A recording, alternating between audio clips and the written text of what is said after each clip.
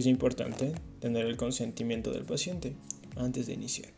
En la inspección se debe tener en cuenta el estado de la piel, el estado nutricional, el tejido subcutáneo y estructuras musculoesqueléticas, así como la configuración torácica.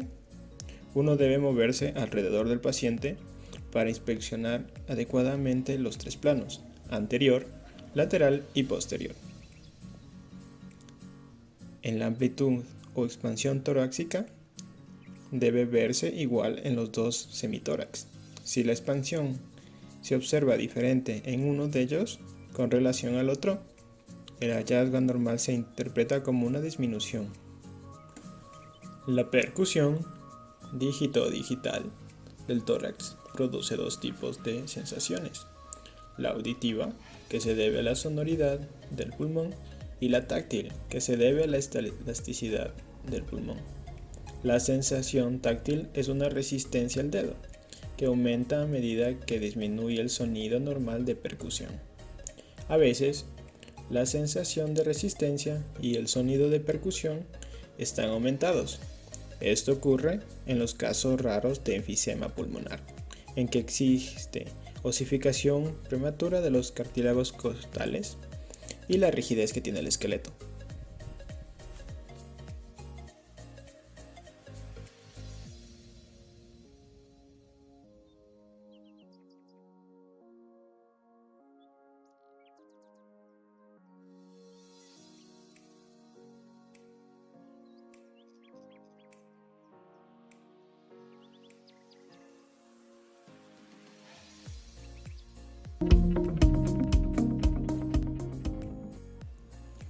Los ruidos respiratorios se deberán auscultar una vez que se haya instruido al paciente.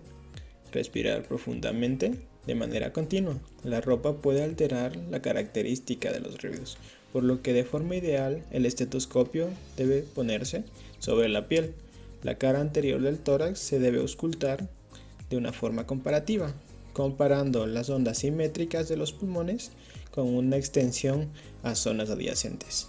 En la mujer, para favorecer la percusión y auscultación, se le puede pedir que desplace su mano. Se debe identificar los ruidos adventicios correlacionándolos con el ciclo respiratorio. De forma normal se auscultará un murmullo vesicular, y un ruido accesorio puede ser estertores, ruidos musicales discontinuos y sibilancias,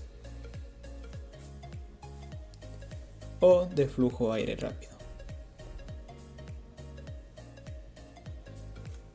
En la evaluación de la resonancia vocal, se pedirá al paciente que diga la palabra 33 para ver las vibraciones de las cuerdas vocales, las cuales son modificadas por tono y timbre en los espacios aéreos del parénquima pulmonar.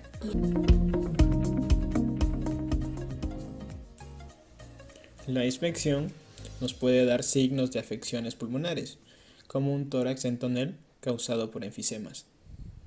Para evaluar la expansión del tórax, se debe pedir al paciente que respire profundamente y observar el movimiento que realizan las manos del examinador, la apertura del ángulo y la separación de los pulgares, que se produce por la expansibilidad torácica a nivel de las bases pulmonares.